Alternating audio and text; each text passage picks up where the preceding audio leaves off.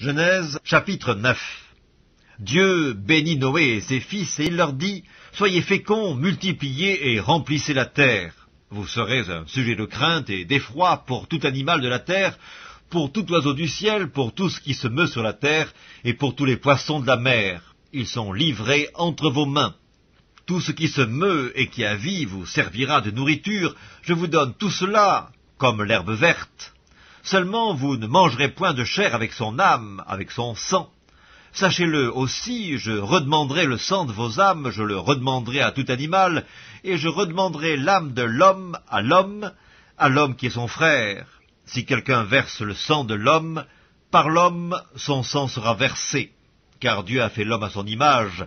Et vous, soyez féconds et multipliez, répandez-vous sur la terre et multipliez sur elle. » Dieu parla encore à Noé et à ses fils avec lui en disant, « Voici, j'établis mon alliance avec vous et avec votre postérité après vous, avec tous les êtres vivants qui sont avec vous, tant les oiseaux que le bétail et tous les animaux de la terre, soit avec tous ceux qui sont sortis de l'arche, soit avec tous les animaux de la terre. J'établis mon alliance avec vous, aucune chair ne sera plus exterminée par les eaux du déluge, et il n'y aura plus de déluge pour détruire la terre. » Et Dieu dit, « C'est ici le signe de l'alliance que j'établis entre moi et vous, et tous les êtres vivants qui sont avec vous, pour les générations à toujours. J'ai placé mon arc dans la nue, et il servira de signe d'alliance entre moi et la terre.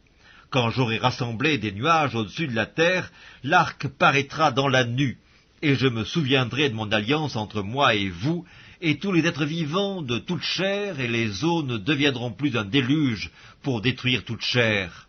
L'arc sera dans la nue, et je le regarderai pour me souvenir de l'alliance perpétuelle entre Dieu et tous les êtres vivants de toute chair qui est sur la terre. » Et Dieu dit à Noé, « Tel est le signe de l'alliance que j'établis entre moi et toute chair qui est sur la terre. » Les fils de Noé qui sortirent de l'arche étaient Sem, Cam et Japheth.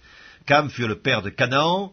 Ce sont là les trois fils de Noé, et c'est leur postérité qui peupla toute la terre. Noé commença à cultiver la terre et planta de la vigne. Il but du vin, s'enivra et se découvrit au milieu de sa tente.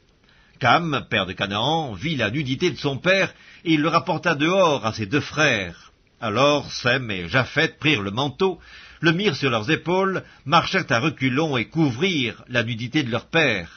Comme leur visage était détourné, ils ne virent point la nudité de leur père. Lorsque Noé se réveilla de son vin, il apprit ce que lui avait fait son fils cadet, et il dit, « Maudit soit Canaan, qu'il soit l'esclave des esclaves de ses frères. » Il dit encore, « Béni soit l'Éternel, Dieu de Sem, et que Canaan soit leur esclave.